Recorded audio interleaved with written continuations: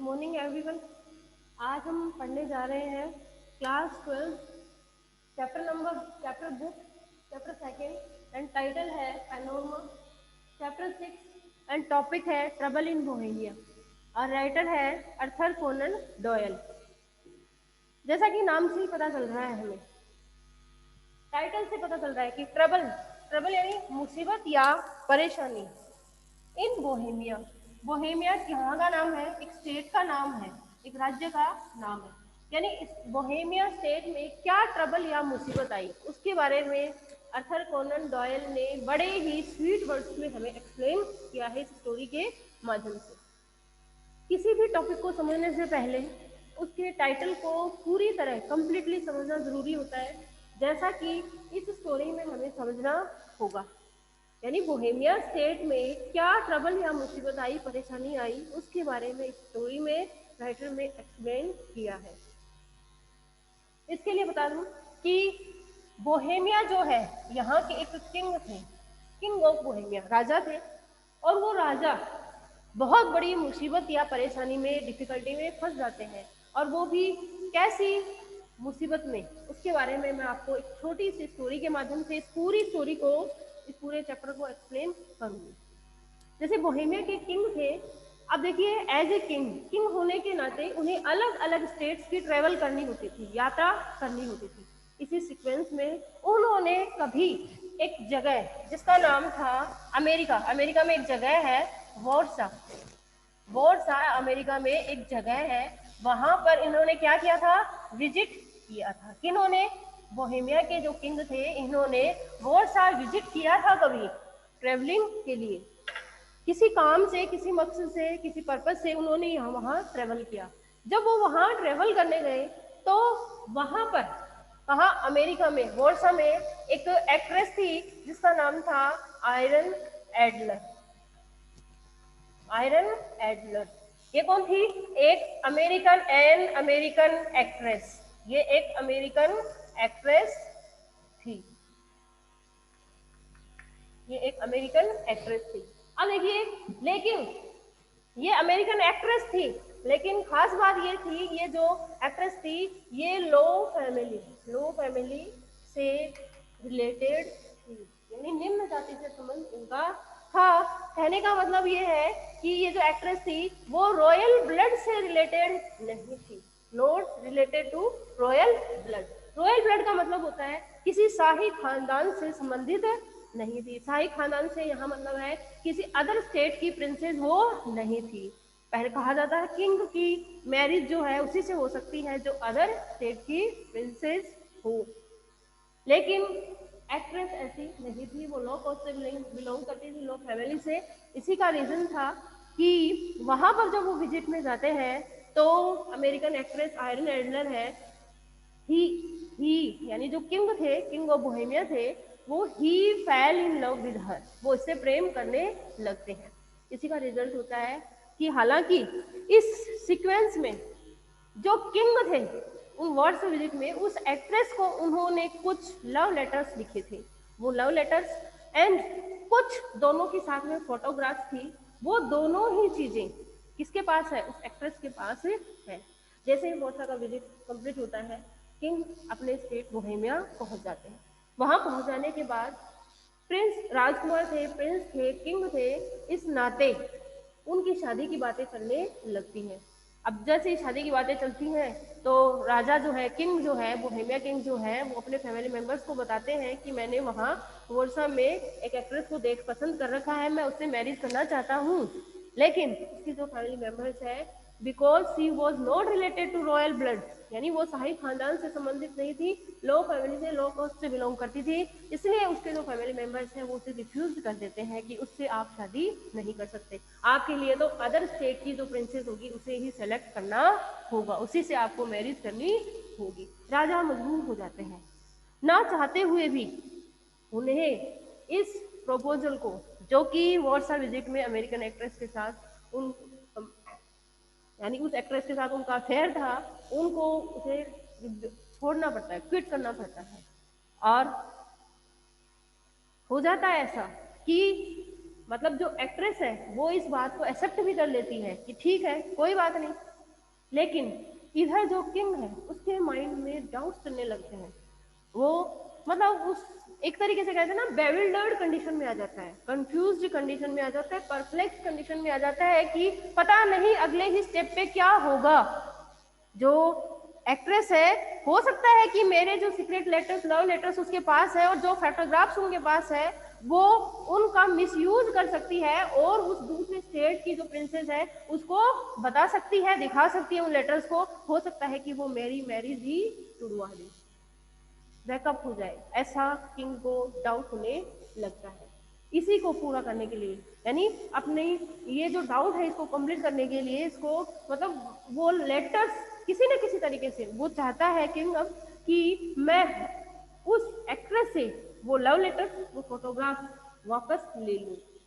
इसके लिए वो एक स्कीम बनाता है। वो सीधे मुंह तो उसके पास जाकर मांगता नहीं है, बल्कि एक स्कीम बनाता है, एक प्लान, वेल प्लान, बहुत अच्छी योजना वो बनाता है।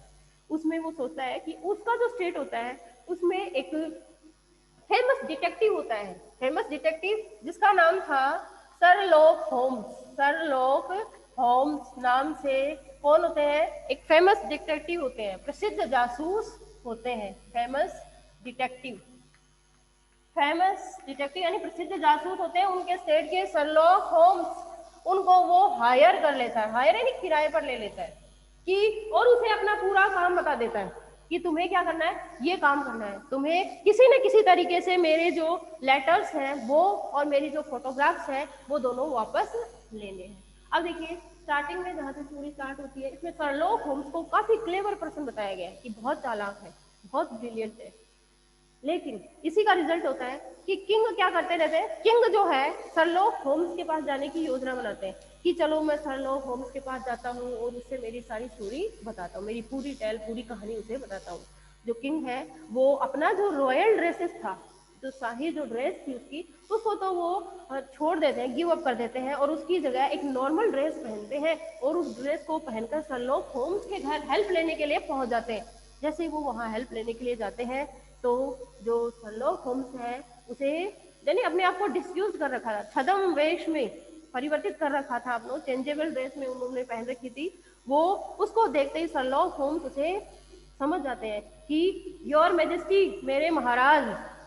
तो ये जो सरलॉक होम्स है, मतलब जो किंग है, जो कि जिसे कि सरलॉक होम्स पहचान गए थे, वो किंग है सरप्राइज हो जाता है कि वास्तव में ये जो सरलॉक होम्स है ये मेरा काम कर देगा, इतना ब्रिलियंट, इतना क्लेवर पर्सन ये है, मुझे इसे हायर कर लेना चाहिए। वो उसे हायर करते हैं और उसके बाद में सरलॉक होम्स किंग के लिए काम करने लगता है कि अब वो उसे पूरी स्टोरी बता देते हैं किंग सरलॉक होम्स को कि तुम्हें मेरा ये काम करना है, वो लेटर फोटोग्राफ वहां से किसी भी हालत में वापस लाने हैं। अब ऐसा ही होता है कि वो उसके लिए काम करने लगता है और अपने काम को पूरा करने के लिए जो किंग ऑफ बोहेमिया है वो शर्लॉक होम्स फेमस डिटेक्टिव के साथ मिलकर स्कीम बनाते हैं। अब उस स्कीम का, इसमें जो शर्लॉक होम्स है वो अपने आप को सबसे पहले मतलब दो रूपों में परिवर्तित करता है। पहला तो एक कैब ड्राइवर, कैब ड्राइवर यानी अपने आप को एक टैक्सी ड्राइवर के रूप में परिवर्तित करता है और दूसरा अपने आप को एक प्रिस्ट, एक पुजारी के रूप में परिवर्तित करता है। ये जो दो रूप है डिस्यूज है अपने आप को कौन करता है? Sherlock Holmes. और सबसे पहले वो एक कैब ड्राइवर का रूप धारण करता है। दोनों स्कीम बनाते हैं कि सबसे पहले हमें कहाँ चलना चाहिए? वॉर्सा में चलना चाहिए। वहां जाकर जो एक्ट्रेस है आयरन एडलर, उसके डेली का जो रूटीन है उसका पता करना चाहिए कि वो कितने बजे, एक्ट्रेस है तो उसका मॉर्निंग वॉक का हर चीज का टाइम टेबल है, तो उस टाइम टेबल के अकॉर्डिंग ये पता करो कि वो कितने बजे बाहर जाती है मॉर्निंग वॉक पर, कितनी बजे लौट कर आती है, लंच कितने बजे करने जाती है, ब्रेकफास्ट कितने बजे करती है, डिनर कितने। उसके बाद क्या करेंगे कि हम उसके घर में किसी न किसी तरीके से एंटर करेंगे और वहां से वो लेटर फोटोग्राफ चोरी कर लेंगे, वापस ले आएंगे। अब ऐसा ही किया जाता है। शर्लॉक होम्स अपने आप को सबसे पहले कैब ड्राइवर, टैक्सी ड्राइवर के रूप में परिवर्तित करता है और उसके घर के चारों तरफ बाहर घूमने लगता है। और जैसा कि डेली रूटीन से वो अपना मॉर्निंग वॉक करके लौटती है, तो उस समय वो देख लेता है टाइम कि इतने बजे ये मॉर्निंग वॉक करने जाती है, इतने बजे लौटती है, घर वापस आती है और इतने टाइम घर पर कोई नहीं रहता। फिर उसका जो डेली का रूटीन है कैब ड्राइवर के रूप में, वो उसको एनालिसिस कर लेता है, देख लेता है कि इतनी बजे ये करती है और इतनी बजे ये, मतलब डेली का जो रूटीन है उसका पता ये कर लेता है। अब दूसरा, फिर उसके बाद में दूसरे दिन, जो एक दो दिन बाद, जो होम्स है अपने आप को प्रिस्ट के रूप में कन्वर्ट कर लेते हैं, चेंज कर लेते हैं और उसके घर के पास बाहर घूमने लगते हैं। जैसे ही वो मॉर्निंग वॉक से आती है तो वो जो शर्लॉक होम्स है अपने आप को पुजारी के रूप में, एक प्रिस्ट के रूप में परिवर्तित कर रखा है और वो बेहोश होने का बहाना करते हैं। जैसे कि वो गिर रहा है और वहां आस पड़ोस के जितने भी लोग हैं उसके पास में वो उसे उठा रहे हैं रिलैक्स कंडीशन में लाने के लिए, और इतने में ही जो एक्ट्रेस है वो वहां से गुजरती है, वो उसे देख लेती है इस तरह फेंट होते हुए, बेहोश होते हुए कि लोग जो है, दो चार लोग हैं उसकी हेल्प कर रहे हैं।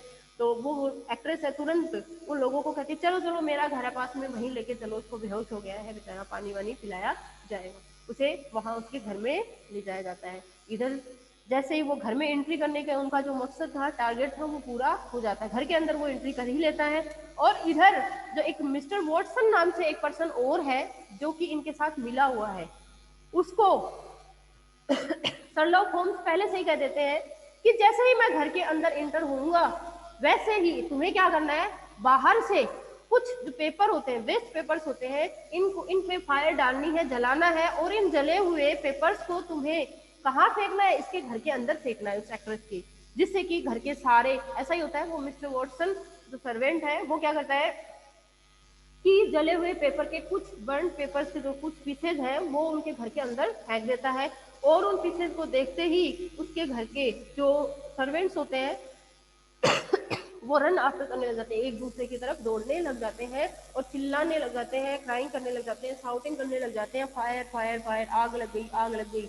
इतने में ही जो एक्ट्रेस है वो, जहां वो शर्लॉक होम्स लेटा हुआ है उसके पास ही एक रूम है, उसी रूम में वो बिल्कुल तेजी से दौड़ती है और एक दीवार के पास जाती है, और उस दीवार पे वही सेल्फ अलमीरा बनी हुई है उसकी तरफ जाती है, और वहां मतलब जाती है और वापस आ जाती है और दौड़ने लगती है। अब जो शर्लॉक होम्स है जो कि प्रिस्ट के रूप में वहां बेहोशी का ड्रामा उन्होंने कर रखा है, वो समझ जाता है कि हो ना हो इस सेल्फ में ही वो लेटर्स व फोटोग्राफ है, क्योंकि आग लगी है, फायर लगी हुई है घर में, और जब फायर किसी के घर में लग जाती है तो वो सबसे पहले जो घर में मूल्यवान चीजें होती है, कॉस्टली थिंग्स होते हैं, उनकी तरफ, उन्हें बचाने के लिए, उन्हें सेव करने के लिए उनकी तरफ दौड़ता है। तो ये जो एक्ट्रेस है इस अलमीरा, इस सेल्फ की तरफ दौड़ रही है, इसका मतलब वो लेटर्स व फोटोज यही रखे हुए हैं। अब वो जान जाता है, अब वो अंदर ही अंदर उन्होंने क्या स्कीम बना रखी है कि ठीक है मुझे पता तो चल ही गया, अब ये चीजें इसने कहाँ रखी अपने घर में, कल मैं और किंग यहाँ आएंगे, राजा आएंगे और इन लेटर्स को, फोटोग्राफ को ले जाएंगे।